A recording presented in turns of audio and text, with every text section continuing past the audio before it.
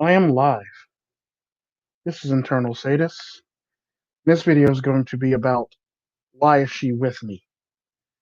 Um, this is typically a question that all men have to ask themselves and have to address in themselves for all intents and purposes if they ever get into a relationship. Because at the end of the day, there's a lot of loot themselves on believing that a woman is with them for they love them or anything like that.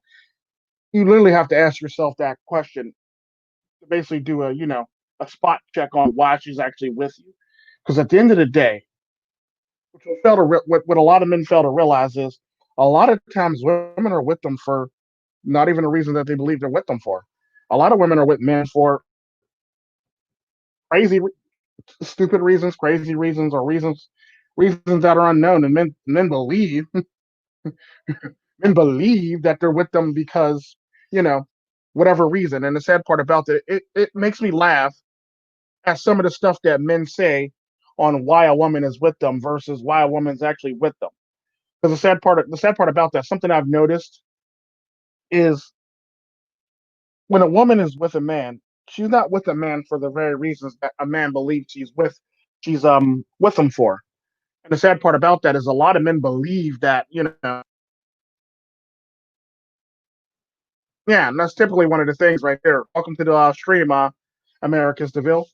But something that a lot of men fail to realize or fail to do or fail to check is I always call it like, checks and balances or something along the lines of that, however you want to refer to it as, because you always got to be honest with yourself. You always got to be willing to take the heat on and ask why is she with me?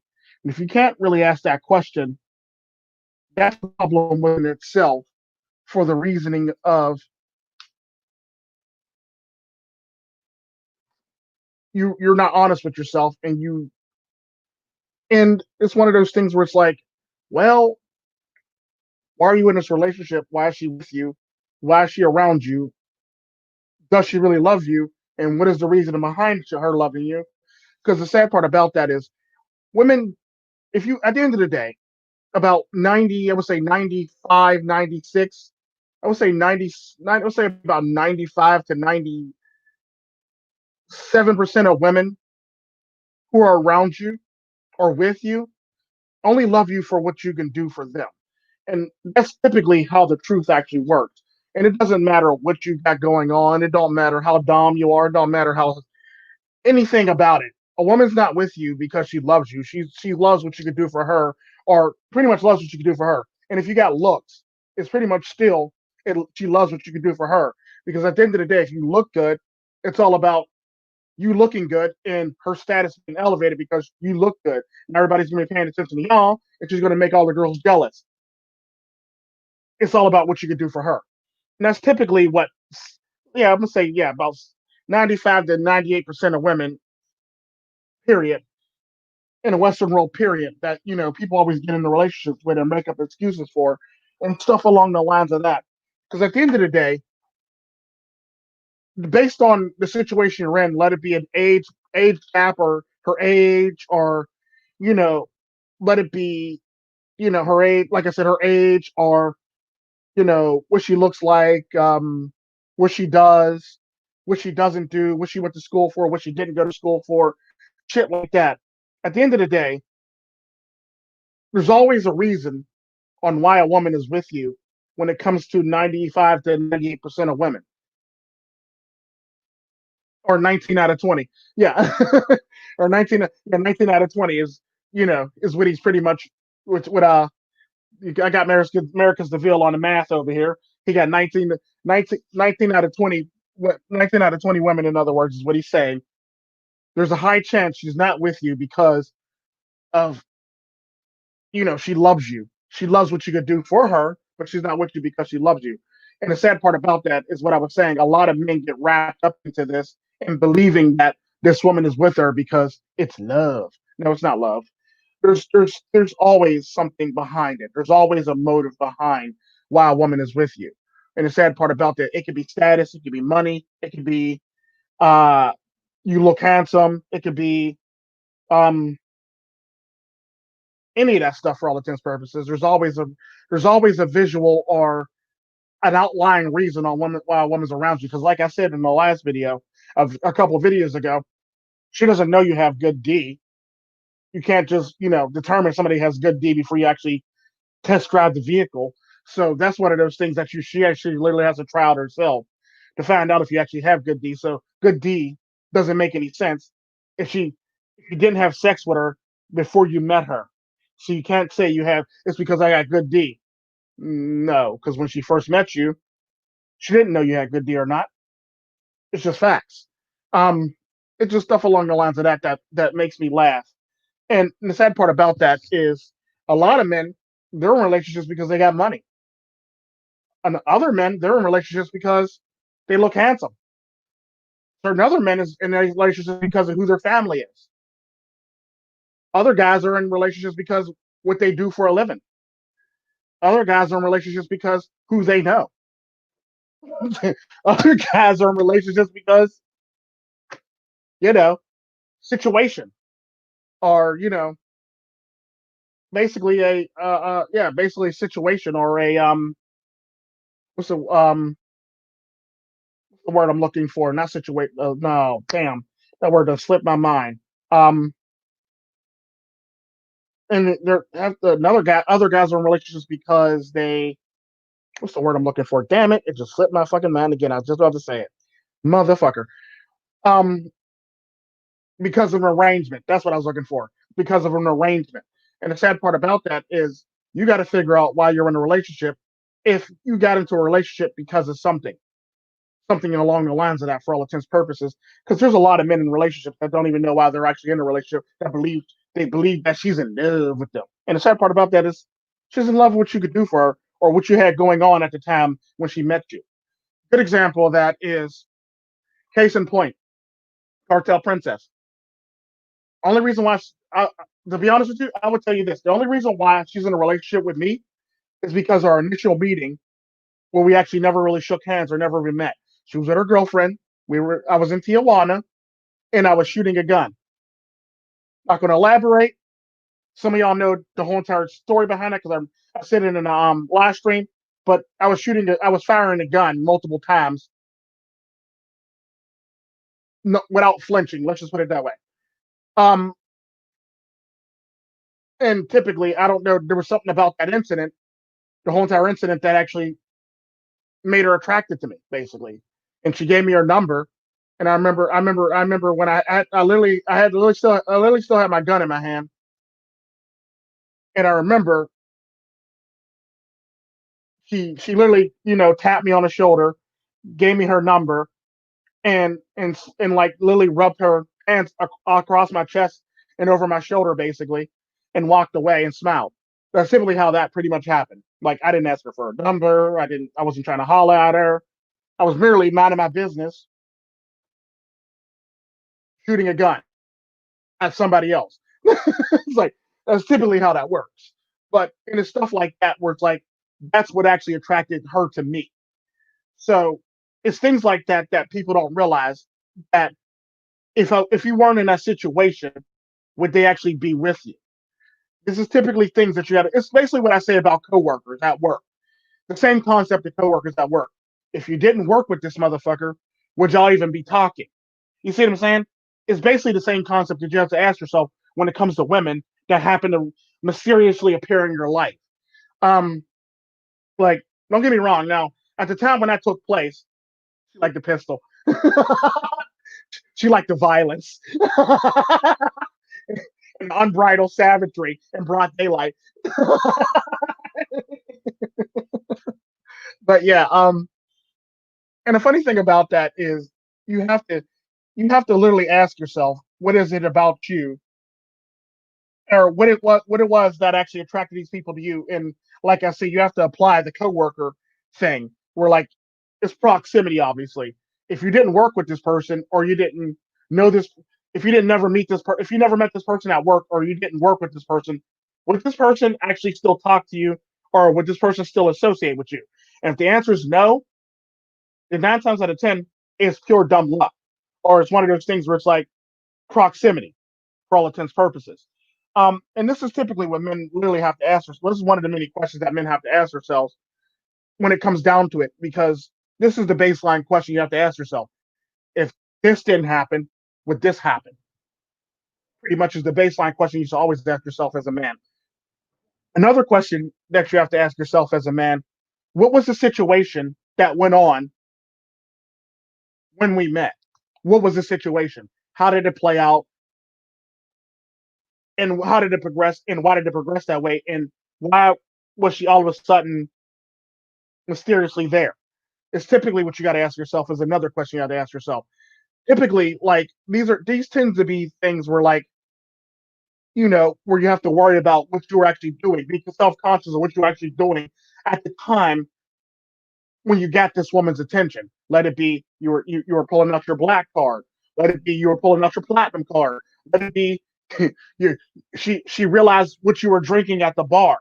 Things along the lines of that. Because people always like psych themselves into believing that women love them because of who they are. When in fact, if I go to a bar right now and order my drink, if they have my drink behind the bar, which is very rare, if I order a Johnny Walker Blue or a Johnny Walker King James variant, women are going to perk up. Women's antennas are going to go up when I order drinks like that. That's typically how it works. And the sad part about that is, what was your situation that actually got you into the mess that you're in now with a woman? And men don't want to ask themselves that, or men always want to blow smoke up their own asses and believe that, oh man, it's because I'm a great guy and this, that, and the other, and it's because I'm sexy, and you know, they like blowing smoke up their asses for no fucking reason when in fact, what is the real reason? Let's keep it 100. What is the real reason why she followed you? What is the real reason why she's with you? And the sad part about that is it's yeah, and the sad part about that is it's yeah, the sad part about that is a lot of men are in a relationship over lust. And I'll get to that later in this last stream about that, this podcast, and that one a little bit later in the podcast about the whole entire lust thing and you know arrangements and lusting. I'll get into that later in the podcast. But like I'm talking about the initial ones, like you know, I'm talking about the baseline so you can cover your baselines on why you're actually in it. Um, like a good example, I would say in a heartbeat for me, unless you, yeah, lifestyle provided, yeah, that's typically like I was saying about the whole entire drink. If I go to the bar and I order a Johnny Walker Blue or I'll order a Johnny Walker Blue King James variant, a lot of women's antennas are going to perk up. A lot of women's antennas are going to perk up because that's not something that gets ordered quite often. That's a rare thing. And it's not like your Hennessy where everybody comes to the bar and talk about, I need some Hennessy or I need some Courvoisier. That shit tends to cost way more than Hennessy or Courvoisier. Matter of fact, the shots cost more than actually buying a bottle of Hennessy. That's typically how it works. And the sad part about that is people don't seem to understand that or understand the implications of ordering a drink like a Johnny Walker Blue or a King James variant Johnny Walker Blue. People don't seem to understand the implications to that because if you actually look at it, the price for right now to date, the cheapest price I've ever seen for a Johnny Walker Blue is $36. Now I've talked about this before. For one shot, a Johnny Walker Blue is the cheapest shot you can get it for is $36. Normally, normally when I actually when I actually go into the bar, it usually sets me back about $50 minimum. I found a place in Cincinnati that'll give it to me for $36. King. Let's just keep 100. Like that's definitely. I would drive from Cleveland to Cincinnati for to save like fucking $14 in a heartbeat. Nigga, don't even. I'm not even on front. I will drive to that bar every time to save me $36 on that motherfucking drink. I mean, to save me $14 on that drink because a nigga's cheap. Let's keep 100. But like normally, I would pay $50 for the drink, and that was like the cheapest before I even knew about that bar. Normally, it would run me anywhere between like 50. No, so like normally it would run me anywhere between like 50 to about 70, $78, $75, $78 for all intents and purposes is typically how that works. So if I order a drink like that, a lot of women are going to pay attention to shit like that because like that's not your run of the mill like Courvoisier or Hennessy. That's some fucking Johnny Walker Blue right there, nigga. And that nigga, either that nigga knows his drink or that nigga is on. That nigga got some money for all intents and purposes. And it's typically one of those things where I always talk about. I don't make it rain at the bar. I make it rain at the bank. So like, no, I'm not buying everybody rounds unless I know you. Unless you Mr. Forma, unless you freaky Jersey Tails, True Sherm, Duzangs, any of my MGTOW brothers or Red Pill brothers or any of my friends. That's the only way I'm buying rounds. That's the only way I'm buying rounds for all intents and purposes. So if you ain't none of them niggas and you ain't none of my friends or you ain't nobody in the manosphere, nigga, I'm not buying you no rounds. Let it go. Like, no, fuck you. Like, unless you family, fuck you, fuck off. Like, that's typically how that works. Like, everybody, if I was at the bar with everybody in this fucking chat right now, I would buy everybody rounds. It's that simple. That's typically how that works. Even the lurkers, even the motherfucking lurkers, I would buy a round for. But like, it's just stuff like that people don't understand. When it comes down to it, it's all about what you got going on at the time when a woman when you caught a woman's attention. Like typically Johnny Walker Blue or Johnny Walker King James variant, that's gonna catch some bitches' attention. Bitches are gonna be paying attention. Like, oh, this nigga got some money because he got some Johnny Walker Blue going on over at his table. Let's just keep it 100. And that's pretty much how it works. So it's like it's all about what draws that woman to you and what were you doing in that situation to actually make that woman want to pay you attention and or give you play. That's typically how that works. And the sad part about that is a lot of times a lot of men trick themselves or psych themselves into believing that they date a special one or they obviously she picked me. No, actually you picked her. It's typically how that works. And the sad part about that is what men fail to realize is a lot of these women are just it's nothing more than they're just gaming you. They're basically scoping you out and gaming you. It's basically think of a woman if you're in a situation like that, or any situation where you're out in public like a KGB spy or CIA agent for all intents and purposes. Think of a woman in that light for all intents and purposes if you're out and about with yourself. It's all about what you got going on and how she feels about you. Because the sad part about that is another thing I always talk about is the gym, the usual gym thoughts. If you're at the gym with me and you're a woman and you're scoping me out, you're looking at me for one reason and one reason only. How much I just did lift it. Because I typically always do the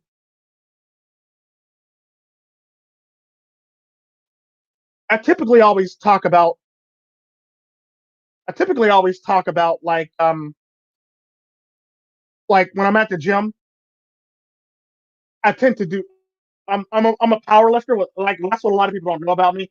Like I'm a power lifter for all intents and purposes. That's what I do. I do powerlifting every now and again. I'll be in a powerlifting competition. That's typically how I am and how I roll.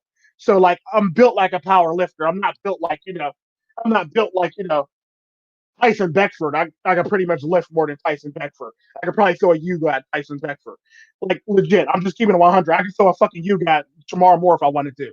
Like that's typically how I'm built. And the sad part about that is and the funny thing about that is people don't realize that about me. Oh well, you look fat. No, nigga, I'm a power lifter, and I'm actually much smaller than you think. As a power lifter, I'm basically think of it like this: a nigga is built like a motherfucking Toyota Camry with a tank frame. Pretty much the best way I can describe myself to you. I'm built like a Toyota Camry with a tank frame.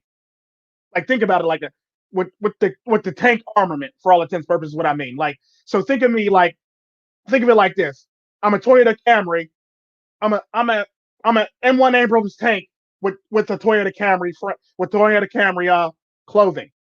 So yeah, that's typically how I describe myself. I'm a M1 Abrams tank dressed in Camry clothing.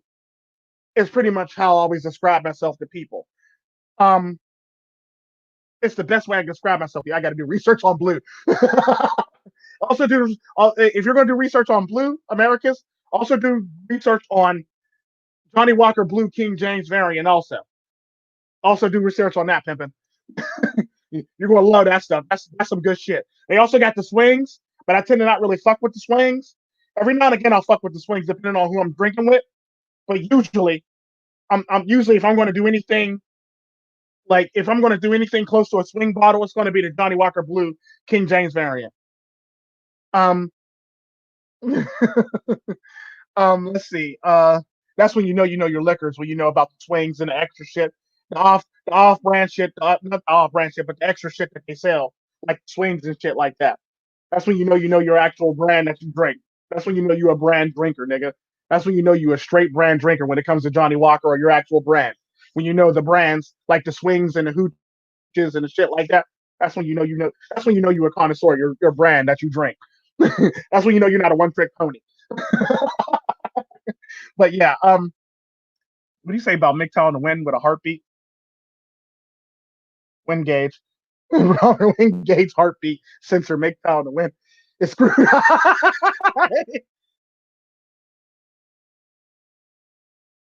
Yeah, MGTOW in the wind is screwed. Yeah, and stuff like that. And the sad part about that, yeah, he definitely died in his truck. But the sad part about that is,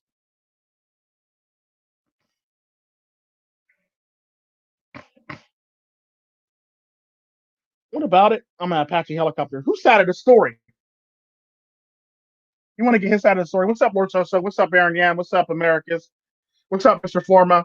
I forgot to say hi to everybody when they was rolling in.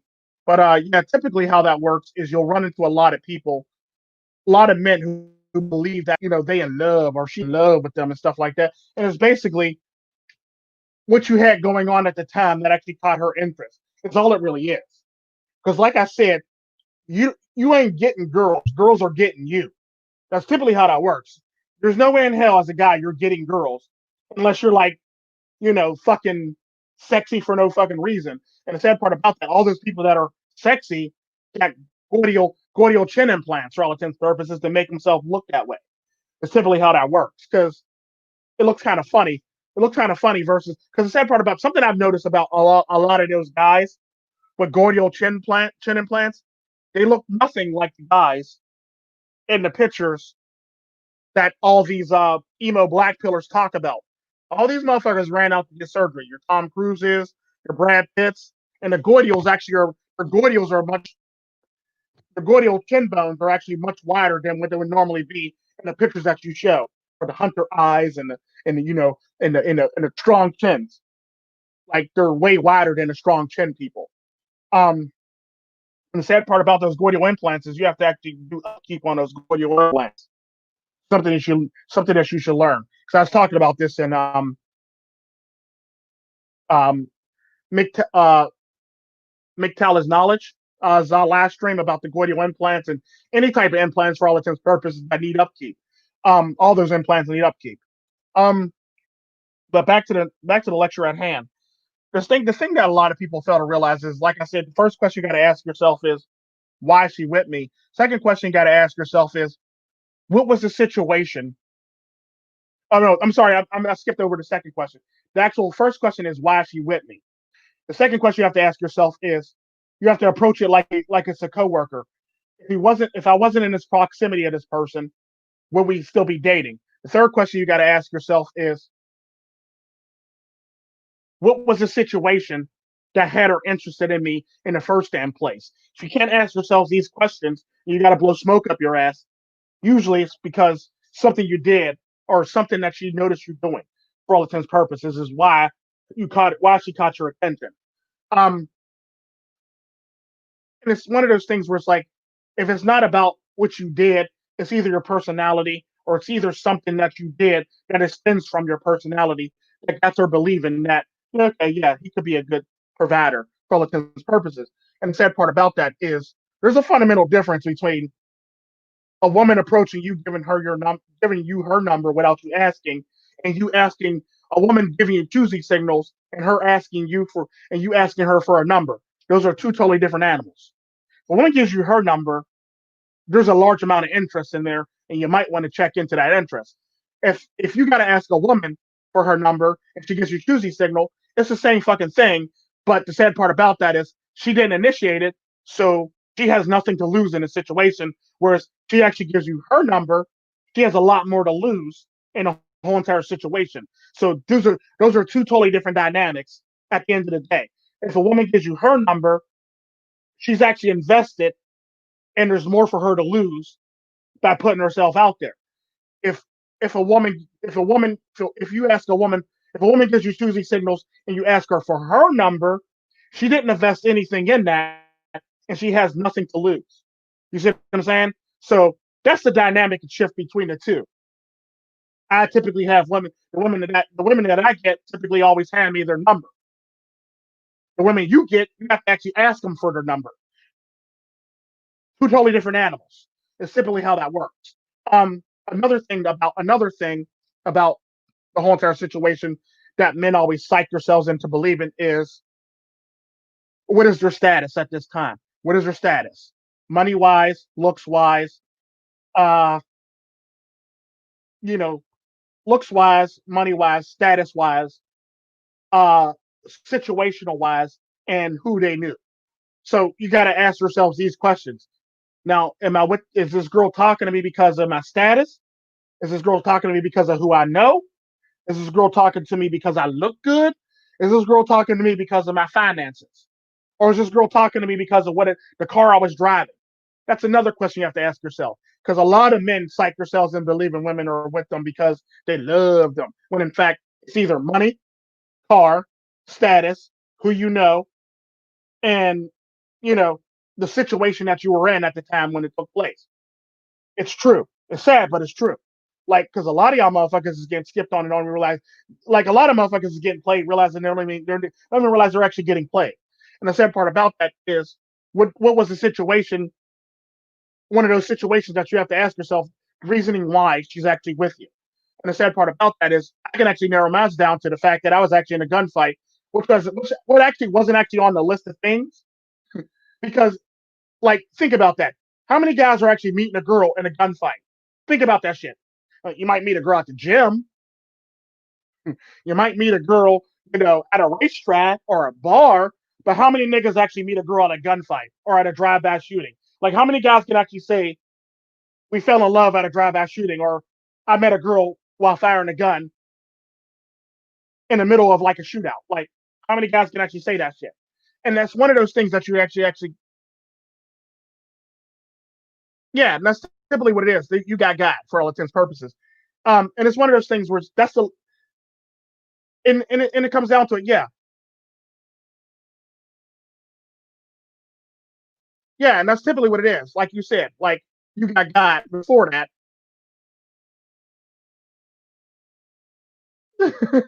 By the end of the week, I'm gonna need a flying saucer by the end of the week. Damn, it's crazy, and it's pretty much what it is. When the numbers are passed, how much investment is she putting into that number, and how much investment was put into that situation? That's what you have to ask yourself. Also, which will be the next question that I'm going to lead into. How much investment was put into that number? How much investment did she put into you when the numbers was passed? If you have to ask for the number, pimping, she wasn't invested in you. If you have to ask for her number, she was not invested in you at all. She's not invested in you in the least bit. You ask for her number and that's it. She has plausible deniability now and say, I just gave him his number. She can say anything like this. I gave him my number because I felt sorry for him. I gave him my number because he was hounding me. I gave him my number because of this. I gave him my number because of that. I gave him my number because of this. She can come up with any excuse to basically excuse why she gave her a number. Hell, I know women that'll give men numbers because they would just wanted to be nice. I know women that give numbers just because it was something to do at the time. I know women that give numbers to men because they just they thought it'd be interesting just to do it because, something to play with for all intents and purposes to pass time. And there's just shit like that that just blows my mind that men believe that, because you asked for her number and she gave it to you, she's into you. I know a lot of niggas that'll text a woman and she won't text them back. I know a lot of niggas that'll, you know, be trying to set up a date and she cancels on them or flakes on them. I know a lot of niggas that, that we sit up here talking about, I'm in love with this girl, and mainly she's only there for like one thing and one thing only, sex. But you in love. But she's only there for the sex, but you in love. And that's shit that, that shit that men run into. They always trick themselves into believing that, you know, it's greater than what they like, making things believe it's greater than what it really is, when in fact she invested nothing in you. You did all the investing. She basically just sat there and took all the investments. Think of it like this: if a woman's not investing in you, she's just Bernie Madoff your ass. Think of it like that. That's the most visceral thing I could come up with for a man. Any man in this day and age, if a woman's if a woman if you have to ask a woman for a number, she didn't invest in you. Now think of it like this. Like I said, if she did not invested in you, she's basically Bernie Madoff your ass. You basically get just handed over her money and trusted her that she's a great financial investor or she's a great financial investment, and she just basically Bernie Madoff your ass. That's typically how that shit works. When a woman's not invested in you, she basically Bernie Madoff your ass. And the sad part about that is she is invested in you. Now she's a reputable company. Now she's on the up and up for all intents and purposes. Because if she has to put in an investment, that's when you know she actually likes you. And the sad part about that, people get into these situations, where they think that women are invested in them when in fact they're really not. You're nothing more than a warm body. You can be replaced by another warm body. And this is typically where a lot of men get hung up on when it comes down to it, which leads me to my next point. Is it a situation? Is it a situation or an arrangement you're in?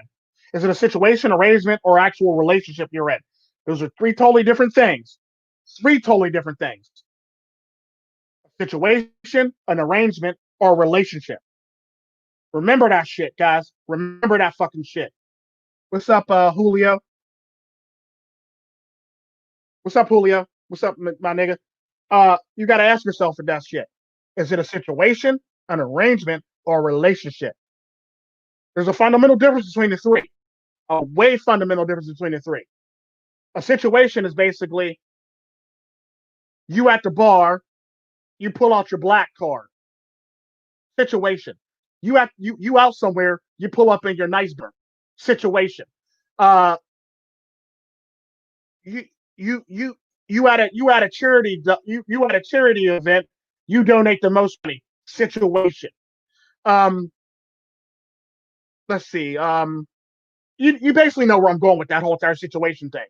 You pull up with a nice car.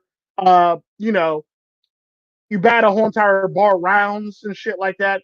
If you roll up at a bar and you buy an expensive drink that normally nobody else would think to buy, situation. Like the Johnny Walker Blue, situation. Shit like that, for all intents and purposes, are all situations.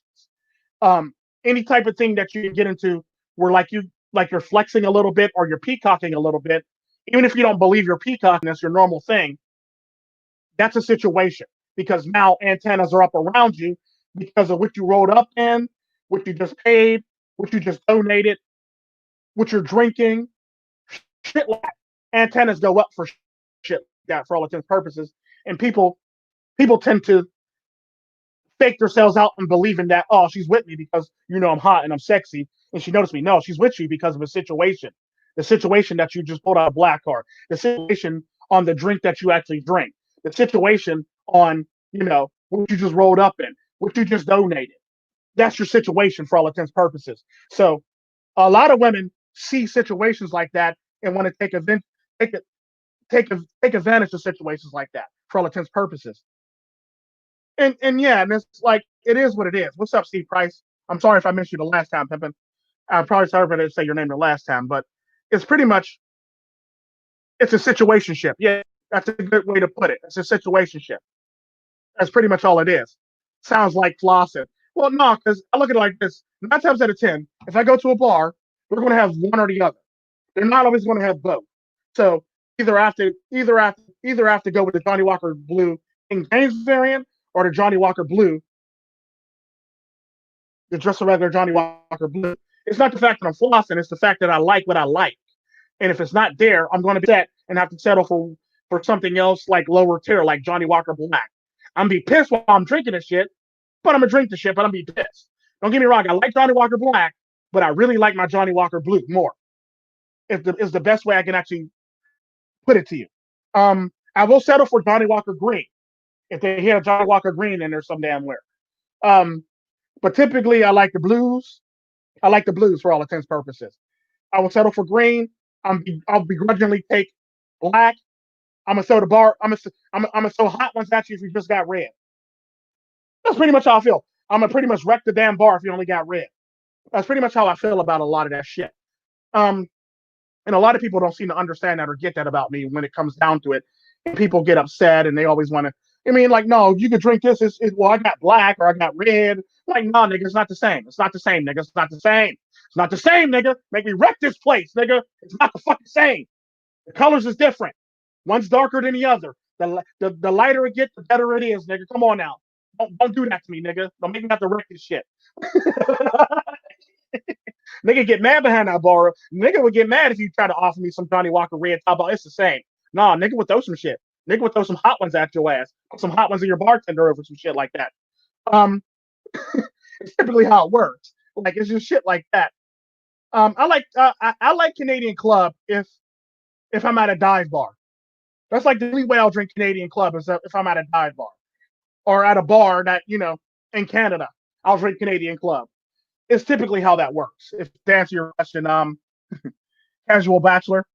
And I checked out your video last night. I like that video about the when you were talking about what was it you had one on Tommy Lauren, but I seen one last night. I was watching one last night where you were critiquing somebody. You were critiquing somebody in a show. I forget the name of the show. Bad Girls Club. Bad Girls Club. That's what it was. Bad Girls Club. I think it was bad. Was it bad? That was Bad Girls Club. Was it bad? No, it was not Bad Girls Club. It was something like it was some reality show or some shit like that you were critiquing in women's behavior and shit like that. I can't remember. I think it might have been Bad Girls Club, but I could be wrong though. But yeah, it's just stuff like that that just blows my mind when it comes down to it. Um, but yeah, but yeah, basically King James variant Scotch, yeah.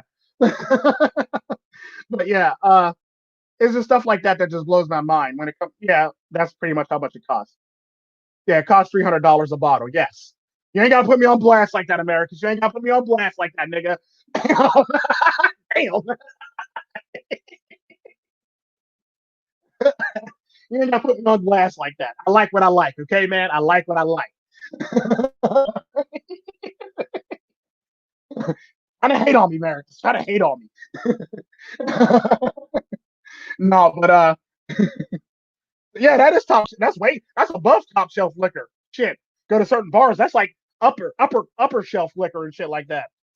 That's the shit that's not even on the menu because if you gotta ask about the price, then you should be drinking it type shit. No, but no, but to be honest with you,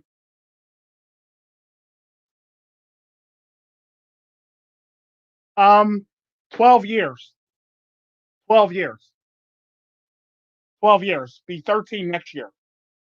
Yeah, it'll be 13 next year to answer your question. Casual Bachelor. Um,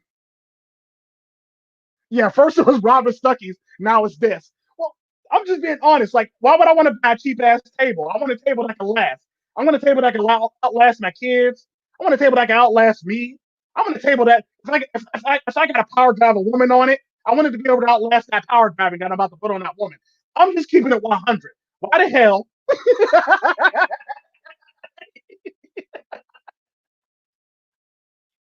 Why the hell would I want a cheap ass IKEA table that's gonna break under the pressure of me power driving a woman on that shit? When I gotta give her that, who the fuck you think you're talking to, D? I don't want a cheap ass table for that. I need a table that can withstand that type of pounding for all intents and purposes. I'm just keeping it 100. Like, but yeah, but yeah, I got I got shit you can't pronounce. It's not that simple. It's pretty simple. You can pronounce that. Snapchat is toxic. True story. But back to the actual topic, because I'm laughing at everybody in the comment section. And y'all saying some funny shit right now. But yeah, it's one of those things where you got to be able to understand if you're in a situation, an arrangement, or a relationship. And the sad part about that is most men fall into situation and arrangement all the fucking time. Um, that's typically how a lot of that shit works. Um, hey, look, I got a rotary phone. I ain't gonna perp. I got a rotary phone. It's in my basement. And nigga got a rotary phone in the basement. Stop playing. Yeah, I still got one. I ain't gonna even trip. And it's on the wall too. You can't walk away from it. You gotta stay close to it. See? Mm-hmm. Nigga knows about old school shit. And it still works too. It works till this day. It worked perfectly fine. I have no problems with that phone. It's probably like the longest running phone in my house is that phone. That phone's been around before I was even born. Matter of fact, it belonged to my grandma and my granddad for all intents and purposes. But yeah, that phone's been around for a while. Um, but yeah, back to the actual topic. But that's yeah, situations basically anything where you're seen in public doing something for all intents and purposes. So if you're at the bar and you buy an expensive drink, she's going. That's a situation. If you pull out your credit card, it's a black card or a platinum card. Situation. If you purchase something and it looks expensive, situation. If you pull up in a certain kind of car, you know what kind of cars I'm talking about. Situation. If you donate exorbitant amounts of money, if you donate exorbitant amounts of money to a cause, situation. Shit like that. That's all. All that shit is situation. That's the type of relationship that a lot of men get into a situation. Um, Another situation is, if you keep chasing a woman, if you keep chasing, well, no, that tends to fall under arrangement. But now we're moving on to the next category of women, arrangements. Arrangements is a type of arrangements aren't really relationships, and I'm not talking about like arranged marriages. I'm talking about arrangements that can fall under arrangements. Arrangements tends to be relationships that are temporary and they really don't have a long term goal for all intents and purposes or a long term plan. Good example of relationships like that is, you know, good example of relationships like that would be of arrangementships, or you met a girl at the bar and and she's into stuff and you're into stuff, and you found out you're into stuff like kink or BDSM or stuff like that. Those aren't long term relationships. Those are arrangements. Um, a hooker, a prostitute, and you. That's an arrangement. Um, a woman that is a woman that belongs to the streets is an arrangement. Um, Anybody that has a high body count is an arrangement. Anybody that you lust after is an arrangement. So a good example of that, if you lust after a woman, it's an arrangement. If you're into BDSM, that's an arrangement. If you're into if you're into open relationships, that's an arrangement. If you're into um, swinger stuff, that's an arrangement. If you're into anything like that, it's all an arrangement. That's all it really is. It's an arrangement. Because how you got to look at it is, how did you get into this? Why are you in this? And what are your plans to do with this for all intents and purposes? And if there's no longevity goal, which is usually not, then you're in an arrangement. Usually arrangements are talking shit on me in a Johnny. Thanks. Viva la Costa Rica. But yeah, but yeah, but yeah, it's typically stuff like that.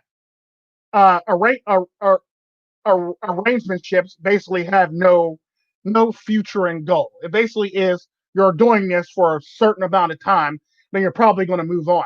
I don't really consider those relationships because typically in this day and age, relationships usually are started by um, the first category I was talking about, um, or which are situationships. That's typically what most relationships work off of, situationships. And the sad part about that is, along with arrangements, is y'all really don't have any investment in each other. There's no invest. She doesn't have any investment in you. It's basically a nice arrangement. You basically make a deal. Y'all say what y'all want. Y'all basically go from there. Basically, like it'd be no different than hooker John, a hooker and a John for all intents and purposes, or a what's it called? Those gigolo the gigolo and a person, for all intents and purposes, is the same fucking thing. They're all arrangements because at the end of the day, you're going in for a service. It's not really a relationship, and that's all it really is. Is just an arrangement. Another good example of an arrangement is a lust. If you lust after a female and she knows you lust after her, she's going to use that to her advantage to manipulate you into doing shit for all intents and purposes. Um, the sad part about that is this is where you know you're getting got for all intents and purposes. Because either way, if you're in a situationship, you're getting got. If you're in an arrangementship, either you're on equal footing or you're getting got. Either way, it's not really good for you because at the end of the day, it's one of those things where like there's really no investment in each other. And the sad part about that is usually in arrangementships, guys have more investment in a woman than a woman has investment in a guy because a woman can always bounce at any time. Because like I said, you're nothing more than a warm body to provide a service when it comes to arrangements. That's all you are. That's all you ever be. Just suck it up and take it on the chin for all intents and purposes. It's basically like a situationship. You're basically there to benefit her in a situationship. That's all it is. That's all you will ever be. You're there to benefit her. In an arrangementship, you're basically there to be manipulated into believing that you're the one because it's a situationship and it's not meant to last long. And the sad part about that, as soon as she finds somebody else, she's able to swing to the other person. Or as soon as y'all quote unquote break up, which really isn't a breakup because it's an arrangement, if she's not following you, then you were just there to fulfill a certain fantasy that you needed fulfilled. That's all it really is. Like, and the sad part about that, at the end of the day, no matter how you cut it in a situationship, I mean, an arrangementship, she she has all the power in an arrangementship, just like she has all the power in a situationship. And the sad part about that, a lot of guys get themselves into situationships, and a lot of guys get themselves into arrangementships. And the sad part about the difference is, the, the only difference is what the terms and conditions are. That's all it is. What the terms and conditions are is all that really matters in a situationship or an arrangementship. So remember that there's a situationship and there's an arrangementship. Those are a part of the relationship construct. And the sad part about that is, like America said here, you're nothing more than a placeholder in an arrangementship. That's all you are. At least in a situationship, you're nothing more than a bank or what you can do for their status. It's typically what it is. That's typically all it really is. Um,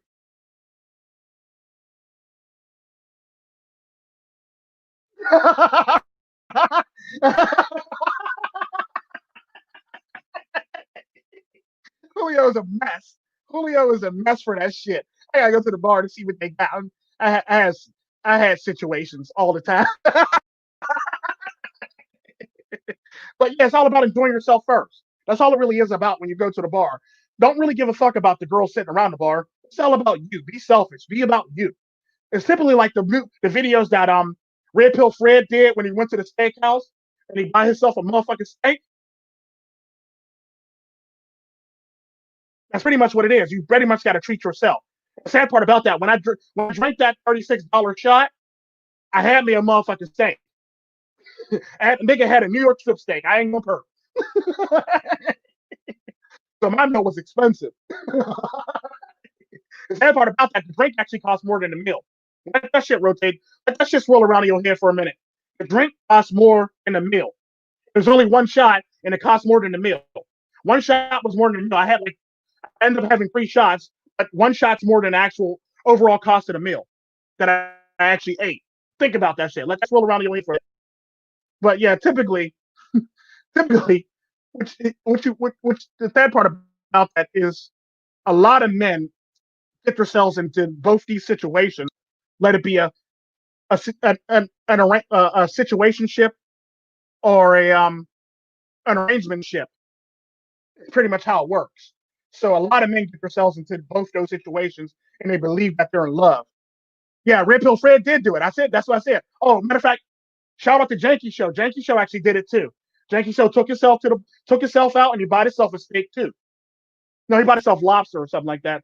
I think Jakey still got himself seafood or some shit like that. Either way, I'm just saying, treat yourself. Always treat your motherfucking self. You might end up in a situationship, but treat yourself.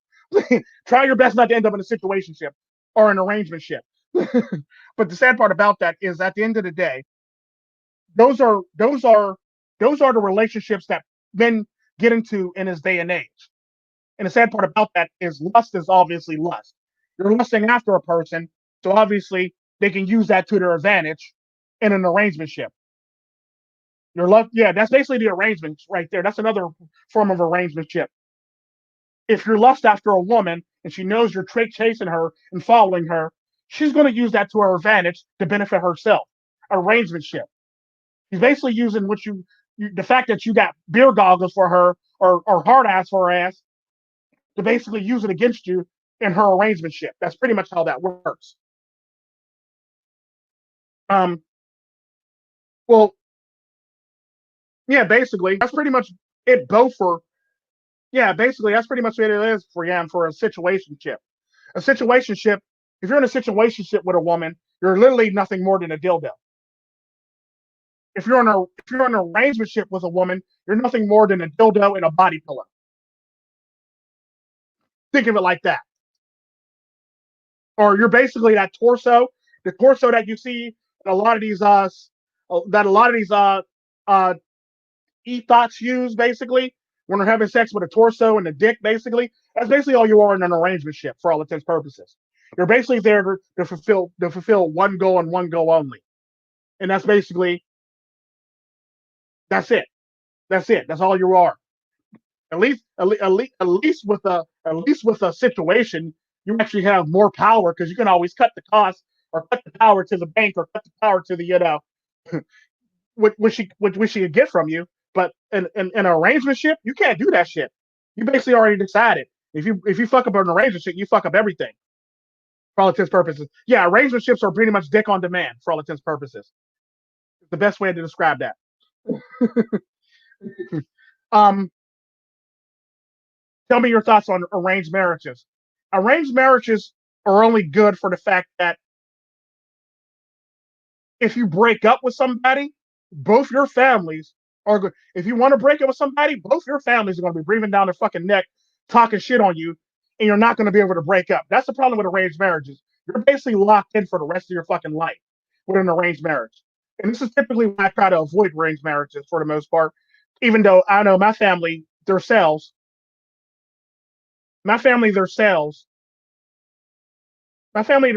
are they have arranged marriages in the family, but I tend to dodge arranged marriages for that reason, because I know if I don't like somebody, or if I don't like the person, or I'm not about all about growing to like somebody. Don't get me wrong. Like, no, nigga, no, I gotta get to know that motherfucker, because you range. I mean, don't get me wrong. There might be women that are beautiful that are being handed off in arranged marriages, but like, I don't like to be forced into something that I really don't have control over, that my family has control over me over. So in all purposes, I'm in this relationship that's controlled by families that've already decided that I need to be in this relationship.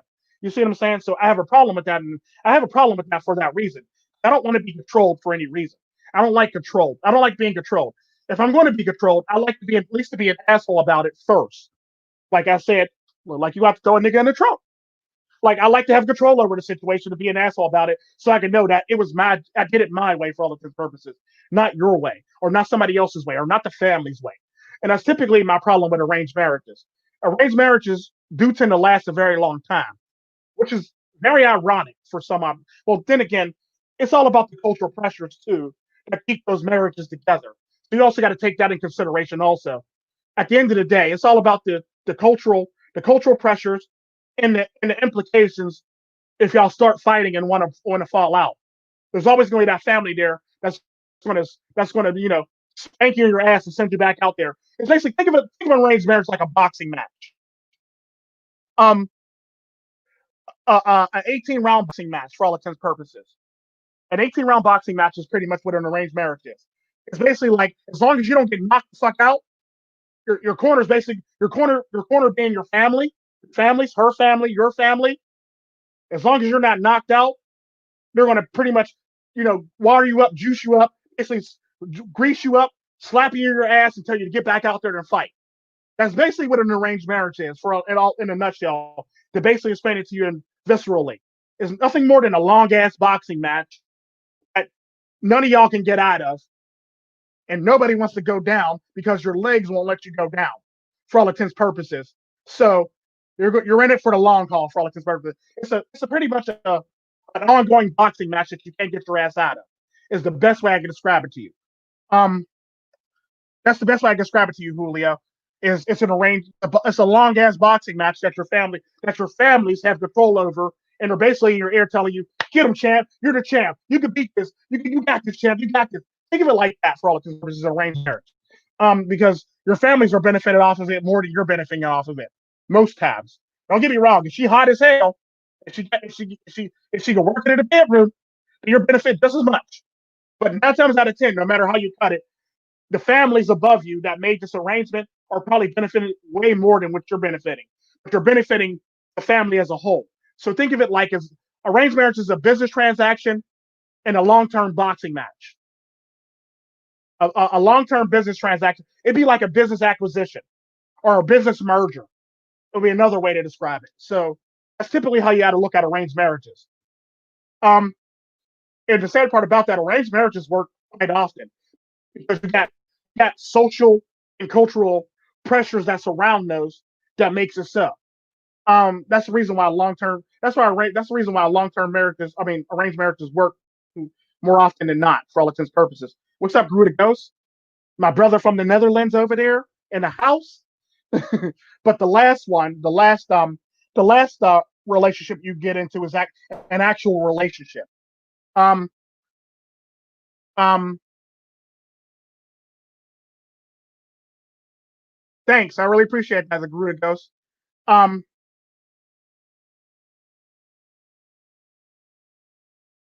yeah, basically, that's pretty much what it is. You want, I hate the changing men shit. You want to basically, yeah, that's what it is. You either want to change me or you want to follow me. That's all it really is. And the sad part about that is, what do you want? What is it that you want? You want to change me or do you want to follow me?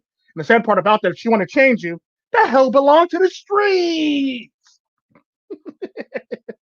And the sad part about that, when it comes to situationships or arrangementships, that hoe belong to the streets. Let's just keep it 100. Um, um, but yeah, at the end of the day, when it comes down to it, the last thing that you want to put yourself into is the last thing you want to put yourself. I mean, when the very last situation you get yourself into is a relationship. Now, what a relationship is an actual relationship. This is typically the type of shit that your granddad or your grandma had, or your mom and your dad had. You know, shit like that stands the test of times. Those are relationships. Anything that's going to stand the test of times, anything where like you can make it through multiple fucking milestones in your relationship is a relationship. That's typically how that works. And the sad part about that, I got one thumbs down. Thanks, whoever thumbs down me. Thank you very much. I really appreciate that. You know, nothing more but participate to my algorithm. If you would have left it alone, you wouldn't be participating to my algorithm. But I'd like to thank you for participating to my algorithm. Yeah. Um, but thanks to that person for participating to my algorithm for floating down. Thumbs down, thumbs up. It don't matter to me. Thumbs down is just as good as a thumbs up to me. Um, I usually only pay attention to my comments anyway, but I typically pay attention to my comments more. But you know, I got people that'll let me know when I got thumbs down. That's when I know I'm doing something right. When I get a thumbs down, I know I'm pissing somebody off or I'm doing something right when I get a thumbs down. That's typically how that works. Um, you're only validating me when you give me a thumbs down. We're all shit. And the sad part about that is I actually enjoy when people do that because I get a kick out of this stuff. Just a FYI to that person that did that if they're still watching. Um, typically, typically the sad part about that is an actual relationship that nobody seems to have in this day and age is, you know, the shit that your grandma had, the shit that your grandma, granddad had, the shit that depending on your parents, depending on what era they were born in, your parents had stuff like that for all intents and purposes that stand the test of times. Now, don't get me wrong, there are some outliers in that group where the milkman might be, or the bread man or the milkman or the mailman might be your daddy. But for all intents and purposes, actual relationships stand the test of time. Relationships last longer than 10 years. For all intents and purposes, anything longer than 10 years is a real relationship. Anything under 10 years is an arrangementship or a situationship. That's typically how that works. And this is exactly how I view things when it comes to people. And this is exactly why I always rail against people trying to give relationship advice when they meanwhile they were in arrangementships or situationships. And the sad part about that is if you're in a situationship or you're in an arrangementship, you have no right to give advice on dating at all, especially if you're not in a relationship at all. If you're in none of those, you definitely don't have no right to give advice on any of that shit for all intents and purposes. And the sad part about that is there's a lot of people that are in arrangementships or situationships that want to give the most advice when in fact they don't even know why they're in a relationship in the damn first place. And the fact that they're being made off. And if you're in an arrangementship or a situationship, you're basically being Bernie Madoff. Well, a situationship, you're being Bernie Madoff. Arrangementship, you're basically being pimped. You're basically nothing more than a warm body, a body pillow, and a dildo for all intents and purposes in an arrangementship. And this is typically where a lot of men fall at in this day and age. They either fall into a situation. I would say about 98% of men fall into an arrangementship or a situationship. And the sad part about that, only what like 2% of men actually fall into an actual relationship. And this is typically the amount of women that are available for this shit for all intents and purposes. And the sad part about that is you as a man got to learn to sort out what you're actually in. Now, a relationship, an actual relationship, not that fake shit. An actual relationship is when you can actually hang on one second. I think one of my children are knocking.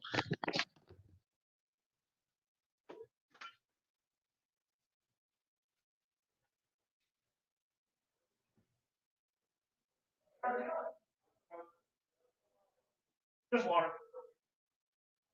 Not no breakfast.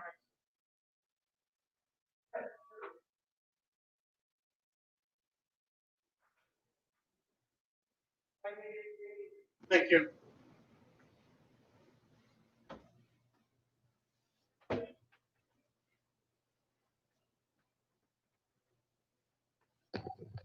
Damn kids.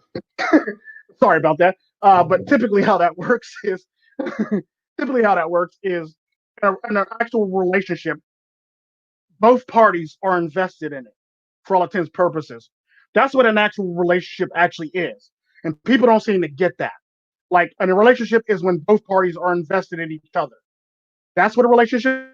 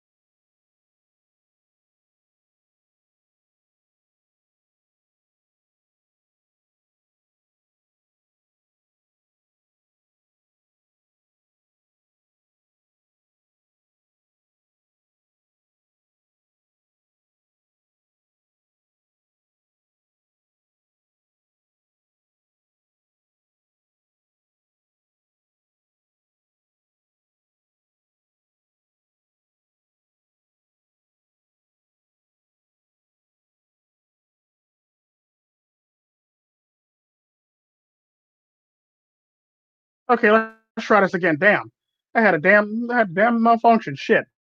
The sad part about that is, like I was saying before, I was really interrupted by my damn internet provider. I was saying the thing about relationships that people don't seem to understand is when you get into a relationship is meant for both parties to actually invest in a damn thing, not for one party to invest in a damn thing. Because if one party's invested in it, then you're in a situationship. If only one party's invested in this shit, you're in a situationship. An arrangementship is basically a short-term thing that you got going on with no plans or no longevity in future for the future for all intents and purposes. And that's typically how that works. And the sad part about that, there's a lot of people that get themselves into messes like that. There's a lot of people that don't even know they're in messes like that. And the sad part about that is a relationship is about longevity. And like I was saying before, I was really interrupted by my internet provider. In a relationship, you fall in love with that person. You fall in love with that person deeply and truly. The sad part about that is as the relationship progresses on, as my grandma says, you wake up every day and you choose to continuously love that person. That's what longevity is. You're not always going to be in love with the person all your life. The sad part about that, you wake up every day and you choose to be in love with that person. And the sad part about that is that's what it comes down when it comes down to cheating. If you're cheating, my grandma says, if you're cheating on your significant other, 9 times out of 10, you chose to cheat on your significant other. That's pretty much how it works. So if you're going to cheat on your significant other, you made the conscious decision to actually cheat on your significant other. You put yourself in a situation to cheat on your significant other. You put yourself at the bar with drinks to cheat on your significant other. It's your choice that you cheated on your significant other. Is typically how my grandmother describes that to you. At the end of the day, you choose to wake up every day and love your partner. All the decisions you make in life is for your partner or for the love of your partner. That's typically how that works. So if the person's not invested in you just as much as you're invested in them, because the sad part about that, in arrangement, there's no investments. And the sad part about that, even in arrangements, 9 times out of 10, it's probably one sided, and it's you investing in her, and that's typically how men work. Men always invest in women before women actually invest in men, especially in during arrangements, because women don't really catch feelings for men too often, like we always make them out to be. Like it's all about what they can do for them. That's the only feeling that they catch me. What can you do for me at this moment? And that's pretty much all it really is. And the sad part about that is, at the end of the day, a, a relationship actually stands the test of times. A relationship actually goes through many different milestones continuously. Like you don't just make one milestone for a relationship. That's not a relationship. That's an arrangement.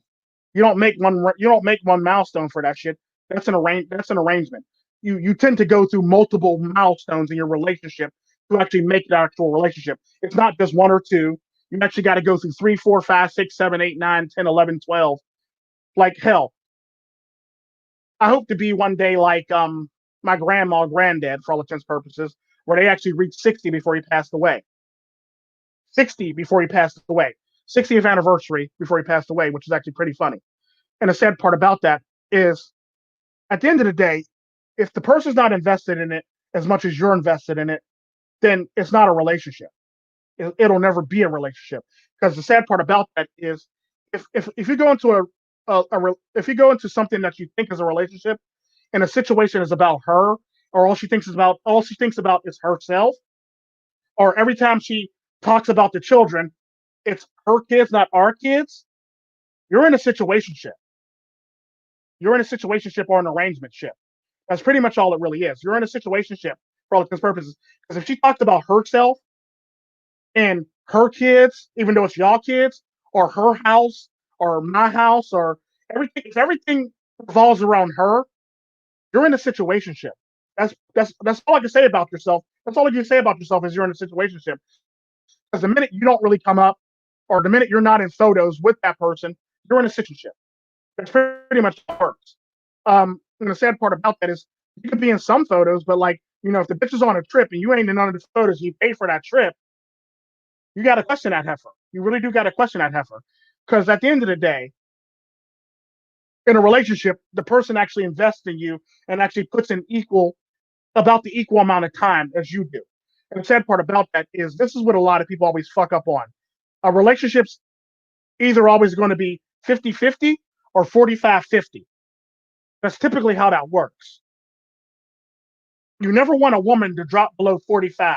But the minute a woman drops below 45, she has all the power in the fucking world to do whatever the fuck she wants.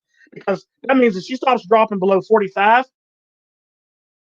she's not investing anymore. She's actually, think of it like this. If a woman drops below 45%, she's pulling out her stocks and she's about to drop you like Enron for all intents and purposes. That's typically how that works. The less a woman invests in you, the more she's pulling out her stocks to cash out because she's about to Enron your ass. That's pretty much all it really is. And the sad part about that, that's when you know you're in a situationship because she done Enron your ass. And it's sad, but like a lot of men don't realize that they just got Enron and shit. And like they think that, oh, she loves me. She's always going to be with me.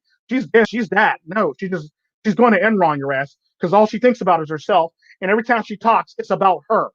And the sad part about that is you got to pay attention to these red flags if you're going to get into a relationship. I don't suggest you getting into one, but if you're going to get into one, you got to pay attention to these red flags so you can learn how to categorize a woman properly. Is she a situationship? Is she an arrangementship? Or is she a relationship? The sad part about that is at the end of the day, just because she does certain things, that don't mean she love you. Like I had a dumbass motherfucker in a live stream say to me one time, if she swallows, she loves you. Hoes swallow too. Prostitutes swallow also. Um, let's see, prostitutes swallow, hoes swallow, um, college girls swallow, that ride the cock carousel, they all swallow. Um, so using that as a a basis for her loving you is actually a falsehood because at the end of the day, that college hoe that just wanted a one night stand that swallowed your cum, she's just nothing more than a cum guzzler. That's all it really is. Or as we like to call them in my line of work, cum belly bitches, basically. That's all she really is a cum belly bitch. That's all it really is. Because at the end of the day, prostitutes swallow, the women at the bunny ranch will swallow. Um, any woman as an escort will swallow. Um, the college hoes, all the college thoughts swallow, gym thoughts swallow, but that doesn't mean they're actually going to be in a relationship with you. But they all swallow. That don't mean they actually love you. But it's the fact of the matter is that they just swallow. That's all it is. And the sad part about that, depending on the situation you get yourself into, a woman might have to swallow for any reason. Like I remember I dated a girl who didn't like to swallow, but the sad part about that is she almost got caught sucking my dick. And when it came in, I was able to pull up my pants fast enough, and she was there, and she had my cum in her mouth, so she had to swallow. That doesn't mean she actually loves me. That just means she almost got caught, and she had to hide the evidence. That's all it really is. She was just hiding the evidence. That's typically how that works. So, no, if a woman swallows your cum, that doesn't mean she loves you, because if that was the case, every single woman that rode the cock carousel loved every single man whose cum she swallowed in college. It's that simple. Um, and the sad part about that is you tend to run into a lot of shit like that where where shit happens like that. And the sad part about that is men always think that they're in love. Men always believe that she's in love with them. And the sad part about that is she's not in love with you. She's only in love for what you're doing for her at that moment in time. The sad part about that is if she's not offering any fucking thing besides sex, you're not in a fucking relationship. You're not in a fucking relationship at all. If she's not offering anything more than sex, you're not in a relationship. You're in a arrangementship or a situationship. That's pretty much how that works. The sad part about that, now she's if you're in a relationship and she's going above and beyond, like she's dropping out shit at work for you, she's staying up late to cook you dinner, she doesn't believe in microwaves, so you get into an argument over a fucking microwave because she believes her man should have fresh food. That's another thing. That's an investment. So look at it like this: if a woman is willing to stay up, let's just say you work till 10 o'clock at night. If a woman is willing to stay up till 9 o'clock, stay up stay up till 10 till you come home and wait till about like 30 minutes before you go to work, start your food. So when you walk in the door, your shit is hot and ready. That's a serious investment right there. That is a legit fucking investment. And the sad part about that is before everybody in my comment section say something, if she does that still till this day, 12 years later, that is an investment, my nigga. That is an investment and a half, my dude. If she's willing to stay up and then sit there, even though she's not eating, and watch you eat to see how you like your food, that is a serious fucking investment. Especially if that heifer got work in the morning. Let's just keep it 100. Because I know if I make somebody some food, that bitch, you got to reheat that shit. I'm sorry. You got to reheat that shit, bitch. And I'm going to bed because I got work in the morning. That's typically how I feel about the shit. But if you got a woman that's willing to stay up and wait like minutes before you come home to prepare your food, so when you walk in the door, that shit is hot and ready, piping fucking hot. That is a fucking investment. That is a serious investment. If you don't have a microwave in your house because your significant other believes that her man should have her food hot and ready and he shouldn't have to use a fucking microwave, that is an investment. It's shit like that. If a woman gives you her number without you opening your mouth to ask for it, or you remotely even paying her no mind, that is an investment, my dude. That is an investment, my dude, and that is a fucking relationship, my dude. At the end of the fucking day, if you're in a relationship and she can always make up the argument where, oh no, nigga, you chose me. Then nigga, you in an arrangement or a situationship.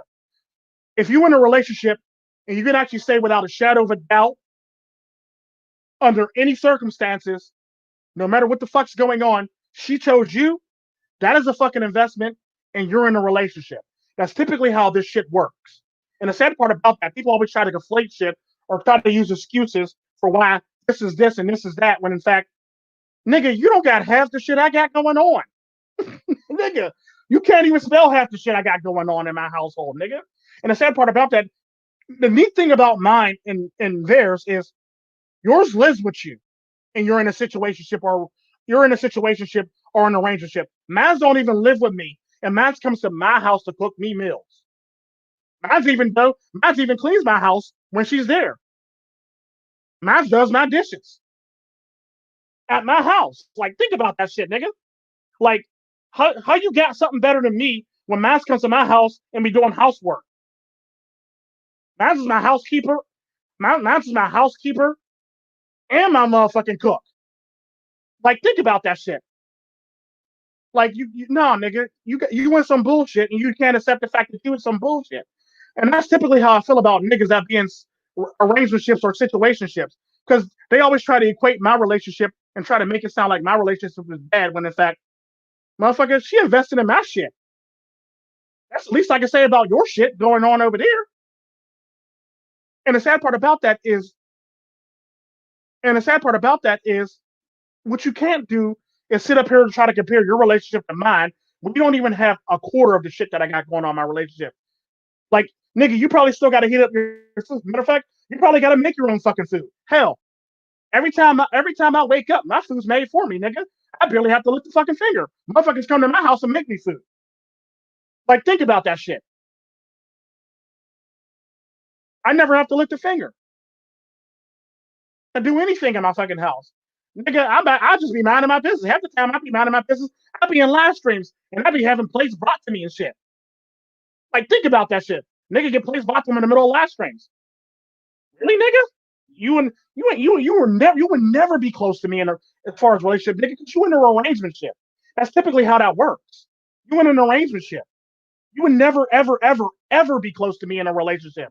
Because the sad part about that, I'm willing to bet any money that this is how yours actually went. That bitch was fine at the first, and now all of a sudden, now you got to take some warm shit, or you got to reheat your shit, or you got to make your own shit. That's typically how I'm willing to bet your relationship went and is going, or went when you were in it. Mine's is pretty much going the same from start to finish. Like, she was preparing my shit in the beginning, and she still prepares my shit now. 12 years later. And she works. And she prepares my shit. Like, you can't compare relationships, nigga. It's that simple. And at the end of the day, a nigga don't even have to lift a hand. A nigga never has to raise his voice. A nigga never has to do any of that shit. A nigga doesn't have to train anybody to do shit because her parents did it for me because she had the proper upbringing. Nigga, you never be close to me. Nigga, you will never, ever, ever, ever, ever, ever get on my level when it comes to this shit. And the sad part about that, another thing about the difference between my relationship and your arrangementship is every single woman I've ever dated's been a virgin and under 25. Let that shit sink in, my dude. Let that shit swirl around in your head.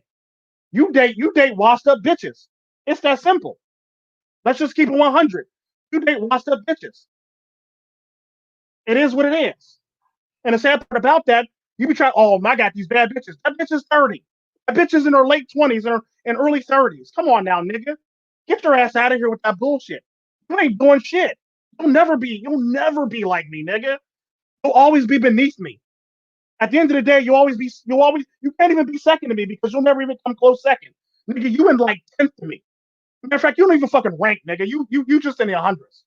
Like, let's just keep it 100. So, nigga, I'm gonna need you to take your passive ass, aggressive ass, bitch ass, stink ass, bullshitting ass shit up out of my live streams and go check yourself because I'll have to wreck you in a live stream. It's that simple. At the end of the day, you would never ever be close to me in relationships because you can't do what I do. You would never be me, so you got to make up excuses on why your relationship's better than mine when in fact it's not, nigga. You can't have a relationship that lasts more than 8 years. Let's just keep it 100, my nigga. You have 7 baby mamas. Let's just keep it 100, my nigga. You've been in a bunch of failed relationships. If you can actually attach baby mamas to the end of your fucking relationships, nigga, you had failed relationships, nigga. That's all it was failed fucking relationships. You're in an arrangementship or a situationship. That's technically how that went. And that lets me know that you don't really pick properly because you have about 7 baby mamas, nigga. What? So no, get the fuck out of here with that bullshit. You just a bum ass nigga that will never amount to shit, will never be shit. And quite frankly, last I checked, if it wasn't for that one live stream where me and Double I egged you on for your music career, you wouldn't be in the situation you're in now, nigga. You'd have been sitting there being nothing if me and Double I didn't egg your dumb ass on. So let's just keep it 100 and remember your fucking blessings and remember who actually pushed you to do what you need to do to better yourself. I don't give a fuck about you, nigga, because you'll never be on the same level as me when it comes to relationship. Like I said, everybody I've always dated has been virgins. Everybody you've dated has been washed up bitches. If you really want to battle about this shit, feel free to jump in the chat and bitch about it.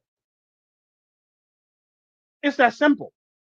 Because you would never ever get on my level when it comes to shit. Because, like I said, a nigga got standards, and a nigga's not willing to accept no motherfucking IKEA table.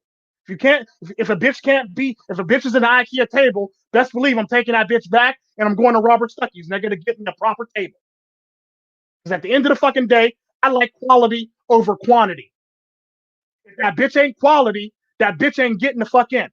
That bitch can't even be set up in any room in my house. That bitch can't even sit outside on my fucking porch. That bitch can't even talk to me if that bitch ain't quality.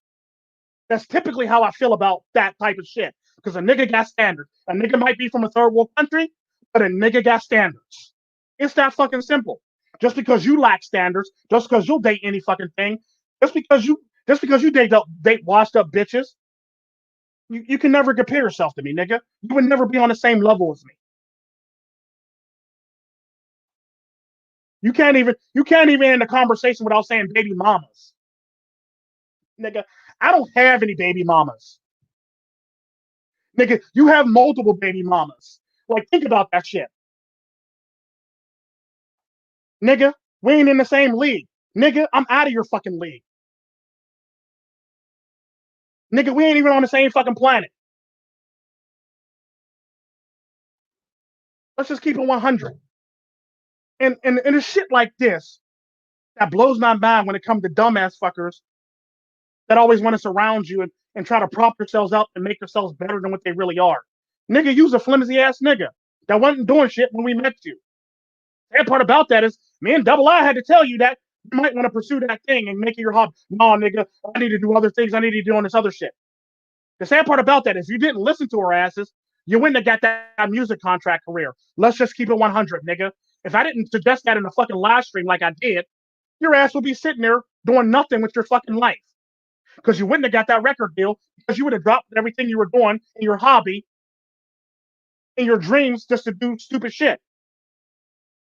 So at the end of the day, nigga, I made you because you was about to give up on your fucking self. I made your ass because you was about to give up on your fucking self because you didn't have no faith in your fucking self. And the sad part about that, I had to push your ass and tell you that you should continue this shit. At the end of the day, then Double I chimed in and said, yeah, I'm with Tico on this, that, and the other, this, that, and the other. So at the end of the fucking day, if it wasn't for me, you wouldn't have been signing that contract deal. So I need you to remember where the fuck you actually that came from and where the fuck who the fuck actually reminded you that you should keep up with what you're doing so that you can actually live your fucking dream. Because a nigga was about to give up on his fucking dream after that last stream was over. A nigga was talking about, I'm gonna just go do this, that, and the other. I go, nah, nigga, don't do that. Nigga, if you have a gift, you have a motherfucking gift. Don't squander your motherfucking gift. That's exactly what we were talking about and behind the scenes, behind that and backstage of that last stream. I'm the one that pushed you to do your music career because your ass is about to give up and cry like a little bitch. Sad part about that is you continued it, and then all of a sudden out of nowhere, you had good news. You got a record deal. Nigga, remember that? And I remember I said, and I quote, huh, so yeah, so I was right. That's exactly what I said. So I was right. You should if you listen to me, you'll get somewhere in life. If you didn't listen to me, you would have gave up on your life. And that's exactly what I said to you in the server.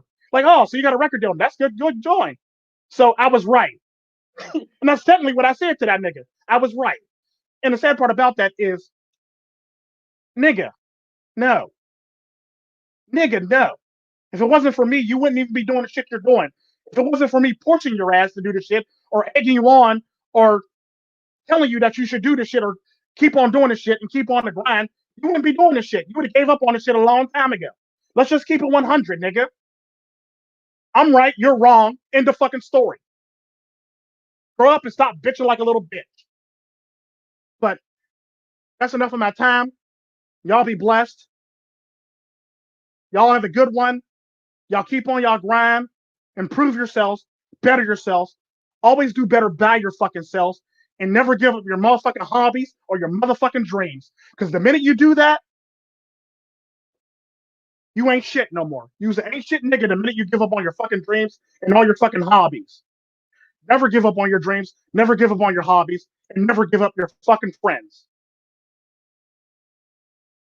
Because you'll be nothing more than a shell of yourself once you do that shit.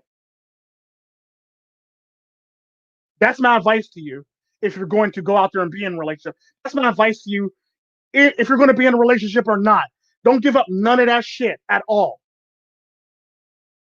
Keep that shit, and if that heifer don't like it, fuck that heifer. She can go. It's that simple. If the heifer don't like your dreams, fuck that heifer. She could go. Your dreams was here first. That's typically how I feel about women. If I had friends before we was dating, well, bitch, guess who's going? You're going. Because my friends are staying because they came here first. Last in, first to go. That's exactly how I treat everything in life, like a job. The last person in is always the first person to go. Am I right or fucking wrong? Am I right or fucking wrong?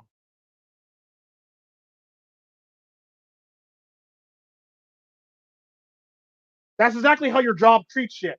The last person in is the first person to go when they start laying motherfuckers off. So if a woman comes into my life and she tells me I don't like your friends and my friends was here longer and they got tenureship, bitch, guess who's going? Sounds like somebody need to go, and it sounds like somebody is your ass. So a bitch got to go. That's typically how I feel about it. I'm not willing to sacrifice shit for a woman. And every single woman that I've ever been with knows this shit. If you can't handle that shit, bitch, I got some suitcases with your name on it. Samsonite with your name on it, bitch, you could get going. That's typically how I feel. Like, even if a bitch don't live with me, I'll give her the suitcases so I can remind her that bitch pack. Get the fuck out. Because that's anytime I get in a relationship, I buy suitcases to remind the bitch that I'll help a bitch pack. And you no longer live here, or you're no longer welcome at my house. That's typically how I feel about shit. And if you can't handle that shit and you want to bitch about that shit, I'll pull the suitcases out of the closet and I'll hand them to you as parting gifts, bitch. Bye, bitch. I keep suitcases in a fucking. I don't keep suitcases for travel. I keep those suitcases so I can give a bitch a party gift in our relationship. Bye, bitch. I'm like Jeopardy, bitch. I give you a parting gift just for participating. Bye, bitch. That's exactly how I feel. Like, and people think I'll be joking about that shit. I got suitcases. I got Samsonite suitcases. For every time I've been in a relationship, I keep Samsonite suitcases in my closet. So if a bitch start talking sideways, no matter if she lives with me or not, I simply go to my closet, open that bitch up, pull out the whole entire set, and I got a set. I got like a set of 5. I pull out the whole entire set of 5. I slide it right to that bitch and tell her, "Deuces, bitch." That's exactly how my relationships are. Either we're going to do this together or we're not going to do this shit at all. Either you're going to let me be me or bitch, you could be you by your fucking self. That's 100. You can do you by your fucking self if you ain't going to let me be me. And that's exactly how I feel about this shit. Like, I don't give a fuck about how a person feels. I don't give a fuck if her daddy's dangerous. My family's just as dangerous as her daddy. Shit. I got more dangerous family members than her family. So, nigga, I'm not scared of her. I'm not scared of her in the least bit. Y'all heard the story about the whole entire thing about the kidnapping. A nigga was still talking shit the whole entire time. Like you want to throw me in the trunk. Exactly what I said. Like you want to throw me in the trunk. Like, I didn't capitulate and get in the damn car. Nigga, you want to throw me in the trunk. Well, I'm gonna do this my way, nigga. That's pretty much how I feel about the shit. Like, no. Like, no. Like, I'll literally help a bitch pack. Even if she ain't got shit at my house, I'll help a bitch pack because I got suitcases with her name on it. I literally got gifts. I literally got gift suitcases that are wrapped from that company. You know, like you pick gifts. I put her name on the shit and it got her name on the shit and it's moniker with her name. It's literally in the closet. Anytime that bitch got to run her mouth or anytime that bitch don't conform to my milieu, I pull the shit out and I slide it right in front of her and I tell her, "Deuces, bitch. Bye, bitch. Bye." Like I said at the end of all my last things, "Bye, nigga. Bye. Bye, bitch. Bye." That's exactly what I say. Like, no, nigga, I don't know, nigga. No, it don't work like that in my house. And it never worked like that in my house. If you ain't gonna be a team player, you can't play on my fucking team. If you want to be the star fucking player, nigga, take that shit to another fucking team. That's exactly how I feel. Because a lot of y'all niggas is getting into relationships where the bitch is the star player and shit like that. And y'all don't even realize you're the star player. Y'all think y'all the star player, and that bitch is the star player. No, bitch, you can't be the star player on my team. Either it's going to be teamwork, it's either going to be John Stockton and Karl Malone, or you're going to be the star player on another fucking team. That's it, bitch. That's it. That's it, bitch. No. Either we're going to be Karl Malone and John Stockton, or you're going to be Shaq, or you're going to be Kobe on another fucking team. I don't give a fuck about you. Bye, bitch. Bye. Because at the end of the day, I could do Jordan all by my damn self in my life. I'm Jordan all by my damn self when it comes to my life. I don't need you. Like, and this is typically the type of shit that people don't seem to get when it comes to relationships. You got to ask yourself at the end of the day, why is she with you? Is it a situationship, an arrangementship, or a relationship? Not everything you get into is going to be a relationship. It's either going to, most men, like I said, 98% of men get into arrangementships or relationships. I mean, relationships or situationships. And that's the sad part about that. And the minute you understand that about yourself, the better off you'll fucking be. It's kind of like what Patrice O'Neal says. Now I'm starting to quote fucking True Charm now. It's kind of like what Patrice O'Neal says about it. Like, only reason why I'm getting bad bitches is because of what I have and who I am. Before this, bad bitch wouldn't be around me. It's basically like with the famous words of Mike Jones. Back then, didn't want me. Now I'm hot, all on me. That's basically how that fucking works. Only reason why she with you is for a certain situation or a certain arrangement. Back then, she didn't want you. Now you're hot. She all on you. That's all it pretty much is. That's a situationship. An arrangementship would be, I know she's with me because I have this, and or we want to do this together. That's it. That's it. That's fucking it. You're in a fucking arrangementship. Accept it. You're not in a relationship. But y'all be good to yourselves. Do better by yourselves. Be good to yourselves, and always improve your fucking selves. Never stay stagnant. Always be willing to improve yourself. Always be willing to persevere and push forward, and not accept bullshit and not accept failure. No matter who the fuck it is in your life. Let it be, if you decide to date, which I suggest against. Don't let that bitch. Don't let that bitch be. Don't let that bitch. Don't let that bitch relax any moment at any given time. That bitch got to push through too. Your children, your family, the people around you. If you have weak ass motherfuckers around you, I settle for shit. Fuck them motherfuckers. Drop the motherfuckers off, or pull or do a fucking Friday night blaze and burn them motherfuckers out of your life. That's pretty much how you got to do shit. If a motherfucker ain't shit, burn them out of your fucking lives. Put the motherfuckers on a stake and blaze them niggas. That's simply how I feel about it. Yeah, yeah, that's pretty much what it was. That's pretty much what is. That's pretty much what it's like. That's pretty much what it was. It was an arrangementship that turned to a relationship. The sad part about that is, and the sad part about that is, actually, no, it really wasn't. Because at the end of the day, his was actually an arrangementship for the fact that it was actually a situationship, situationship. Because he actually always said that I know that she can leave me at any time that she wants. So I don't really. The sad part about that is he even said that she wasn't even invested in him. He did all the investing in her, and he knows his place. That's pretty much all it really was. He knows damn well that she wasn't invested in his ass. She was only there for one thing. So she was technically an arrangementship turned into a situationship. So in all technicality, she never really made it to actually a relationship because he knew why she was there. Only reason why she was there because he was a comedian and he was doing big things. He says, I'm not the most attractive motherfucker in the world. There's got to be a reason why she's here. I'm on stage. I'm doing shows. That's why she's here. That's all it really is. Once you think about it, he was in an arrangementship, in a situationship. He was able to acknowledge that shit. And the sad part about that, people can't acknowledge that shit because he never actually was in a relationship. He was in an arrangementship, in a situationship, and he tells you that every single time he speaks on it. He was in an arrangementship or a situationship. And the sad part about that is he knew that his girlfriend could leave him anytime. But the sad part about that is he learned to actually be able to walk away from the relationship anytime it turns south. So he knows he's in a situation or an relationship. And the sad part about that is the minute you know you're going to walk away from that, you pretty much it's pretty much game for all intents purposes. Because not too many men can actually walk away. Not too many men can walk away because it turns into lust for them. They lust after this woman, they chase this woman, and now they got this woman. Now they don't want to let this woman go.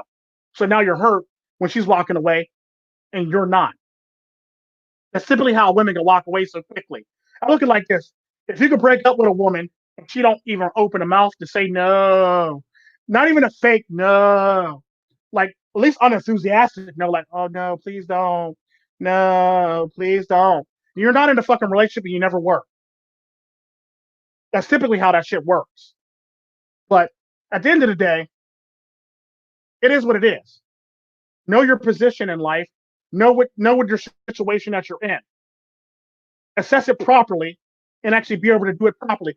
So at the end of the day, like I said, if you're in a relationship less than 10 years, you're not in a relationship. You're in an arrangementship or a situationship. That's pretty much how it works. Because she was only there for one goal only. She wants that bag, or she wants what she believes it should be coming to her. That's all it really is. That's all it the fuck is. She wants what she believes is coming to her, or she was only there for one goal only, and she got enough of it, and now she's out. So it was an arrangementship or a situationship. That's pretty much how it is. But again, I've been trying to bow out of this stream. Y'all have a blessed day. Be good to yourselves. Treat yourselves like milk. Do nothing but spoil yourselves and be good to yourself. And remember, if you see a fucking woman, assess your situation and properly categorize yourself. Are you in one, a situationship, two, an arrangementship, or three, a relationship. Assess it properly and choose wisely and go on from there. If you want to be in a relationship, don't expect it to turn into a lovely relationship. If you want to be in a situationship because you got money, you just want to floss, then don't expect too much from it when she divorces you and take care of your shit. It's that simple. At the end of the day, you got to watch out for you. You're the only one that's going to watch out for your best interests. You're the only one that's going to be able to pay attention to this, and that's the difference between the red flags. That's the neat thing about red flags. Because at the end of the day, you can always depict red flags by saying, what was I doing at the time when we met? If you were buying expensive drinks, or you rode up in an expensive car, or you donated a large amount of money, 9 times out of 10, that's a situationship. Like I said, an arrangementship. If you lust after the woman and you're chasing her and she eventually gets into you, if you if you're in some BDSM shit, or if you're in any type of relationship where y'all made out deals on what's going on and what's not going on, you're in an arrangement. It'd be no different than a prostitute, a hoe, a call girl, banging a porn star, uh, a Snapchat, OnlyFans girl. Basically, that's pretty much what you're. That's the category. That's the category that you're in for all intents and purposes. Is the best way to describe it to you. You're pretty much one of Pokemon Sims for all intents and purposes. You're basically simping for a bitch because you picked an arrangement that really doesn't benefit you too much, and it only benefits her. Because at the end of the day, if y'all break it off, you feel some type of way, and she don't. You see what I'm saying? You see what I'm saying? You're in an arrangement, pimp. You're in an arrangement. And 9 times out of 10, if you're in an arrangement, that bitch is probably living with you, or you're probably living with that bitch. That's typically how the shit works.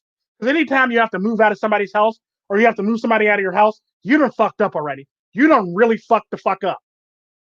Never move a bitch into your house, even if you're in a relationship.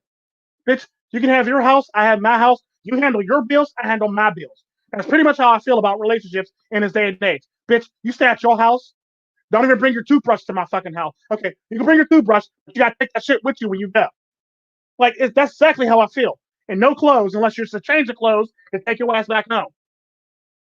That's exactly how I feel. Like, nah, nigga, change the clothes and take your ass back home, man. That's it.